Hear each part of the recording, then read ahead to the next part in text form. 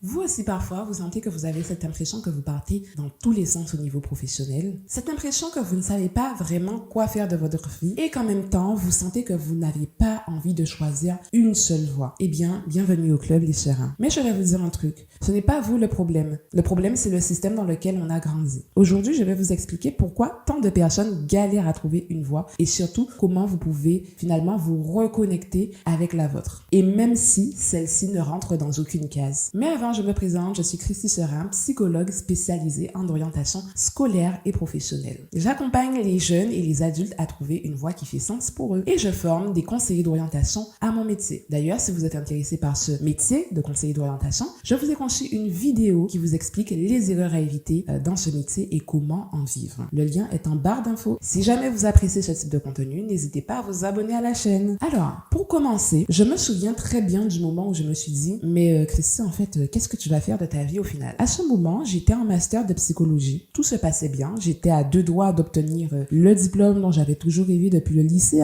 de la première terminale. Mais au fond de moi, il y avait comme un bruit de fond, comme ça. Je voyais passer des vidéos sur YouTube, sur le e-commerce. J'étais aussi modèle photo à côté. Et je me sentais attirée comme ça par plusieurs choses. Le métier même de conseillère en images, un petit peu de scène, de conférences, d'écriture. J'avais envie de faire tout et plein de choses à la fois. Et pourtant, on nous disait quand même, voilà, qu'il fallait s'orienter vers un métier. Et je me suis retrouvée un jour en master à remplir une feuille que nous avaient donnée les professeurs dans laquelle ils nous demandaient quel métier vous voulez faire plus tard. Et moi, à ce moment-là, j'avais mis psychologue, conférencière, coach, youtubeuse, auteur. Et là, les regards dans la salle étaient en mode ok Christy, tu vas faire tout ça, hein, vraiment, really. Et une copine m'a dit, mais Christy, enlève tout ça, YouTube, ça va faire bizarre à la prof, ne mets pas tout ça. Et j'ai retiré et j'ai gardé ça au fond de moi. Mais au fond, c'était déjà comme un petit deuil, celui de ne pas oser être pleinement moi. Mais pourquoi je vous raconte tout ça? Je vous raconte tout ça parce que derrière ce doute, il y avait une croyance limitante beaucoup plus profonde que vous avez peut-être aussi. À ce moment-là, je croyais que je devais être quelqu'un de raisonnable, faire des choix raisonnables, que mes envies partaient en fait dans tous les sens en fait finalement, que je devais choisir une seule voie et m'y tenir presque toute ma vie. Et franchement, je ne regrette pas d'avoir été jusqu'au bout du parcours de psychologue. Le psychologue, c'était absolument pas une erreur et c'est un métier magnifique que j'adore. Mais il faut que je vous dise quelque chose. J'aurais crevé d'ennui si j'étais restée uniquement dans ce rôle de psychologue. Parce que Christy n'est pas uniquement psychologue, elle est plurielle. Et en même temps, à cette époque, je n'avais pas encore compris qu'on pouvait être aligné dans un métier, mais en même temps être frustré dans ce même métier si on n'a pas la place d'être pluriel. Alors, je vous arrête tout de suite, ça ne veut pas dire que si vous êtes dans un métier, vous devez tout envoyer valser du jour au lendemain. Mais on a quand même le droit de se demander, est-ce que je me respecte vraiment dans ce que je fais? Est-ce que je suis vraiment épanouie ou complète dans ce que je fais? Et là, il y a eu un moment aussi où tout a changé. Il y a vraiment quelque chose que j'ai compris lorsque j'ai été justement conseillère d'orientation du public à l'éducation nationale, PsyEN, c'est que ce n'était pas le fait aussi de donner des infos sur l'orientation qui faisait la différence chez les jeunes. Les jeunes, ils savent lire, ils savent chercher sur Google, ils savent aussi consulter donc des fiches ONICEP. Maintenant, il y a l'intelligence artificielle. Ils peuvent poser des questions à l'intelligence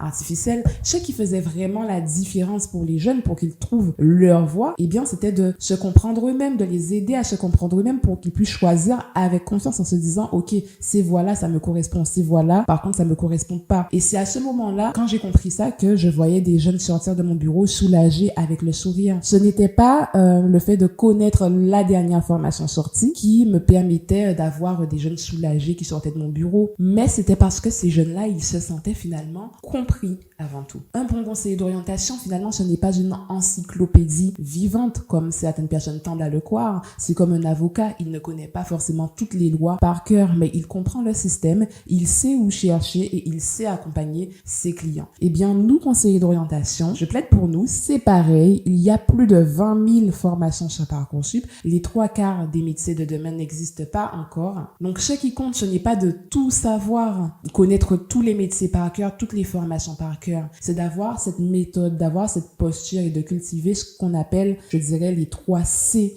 pour vraiment aider les jeunes à ne pas galérer au niveau de leur voie. Le premier C, la connaissance de soi pour aider le jeune à mieux se comprendre. Le deuxième C, la connaissance du système global de formation pour permettre aux jeunes d'identifier ça. Et le troisième C, la connaissance des métiers pour l'aider à se projeter un minimum. Et surtout, savoir relier qui il est, c'est-à-dire son identité profonde, avec ce qui existe, donc les deux autres C. Et cette posture, ça demande aussi parfois de se dire, ok, là, je ne connais pas, je ne sais pas quelle est cette nouvelle formation, quel est ce nouveau métier, eh bien, je vais faire la démarche d'aller chercher pour aider au mieux les jeunes, les personnes que j'accompagne. Ce qu'il faut souligner aussi, c'est que le poste de l'éducation nationale, pour moi, c'était un statut bien stable.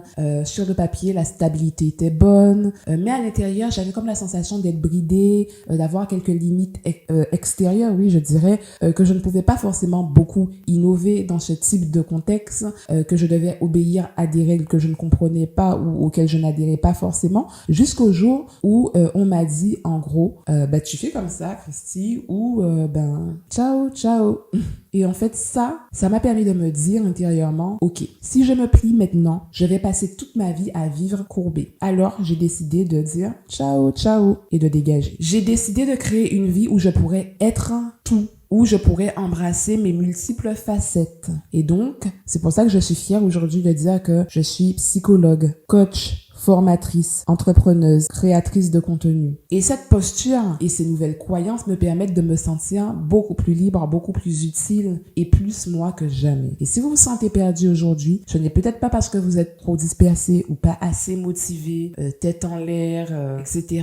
ou multipotentiel, c'est que le modèle qu'on vous a proposé ne vous suffit pas. Vous n'êtes pas fait pour entrer dans une seule case. Vous êtes peut-être fait pour en inventer une. Et la vraie question, ce n'est pas quelle est la bonne voie pour moi, c'est quelle version de moi j'ai envie d'activer aujourd'hui. Et est-ce que ce que je fais aujourd'hui me permet vraiment d'utiliser mes talents, mes forces? Et si la réponse est non, ce n'est pas dramatique, mais c'est peut-être un signal. Et honnêtement, je sais ce que c'est d'avoir envie de plus sans savoir par où commencer. Si vous êtes pleinement en reconversion et que vous avez envie de poser les bases d'un ou plusieurs métiers plus alignés avec la personne que vous êtes aujourd'hui, eh bien, vous pouvez m'écrire. J'ai mis mon adresse mail juste en bas et je prends peu d'accompagnement à la reconversion. Mais si votre demande résonne, si elle est motivée, eh bien, je vous accompagnerai avec plaisir. Et si au fond de vous, vous sentez que votre mission, c'est d'aider les autres à trouver leur voie, alors je vous laisse la vidéo gratuite que j'ai faite spécialement pour vous, qui vous donne les erreurs à éviter pour vous lancer dans le métier de conseiller d'orientation et quelle stratégie mettre en place pour pouvoir en vivre. Si jamais, à l'issue de cette vidéo,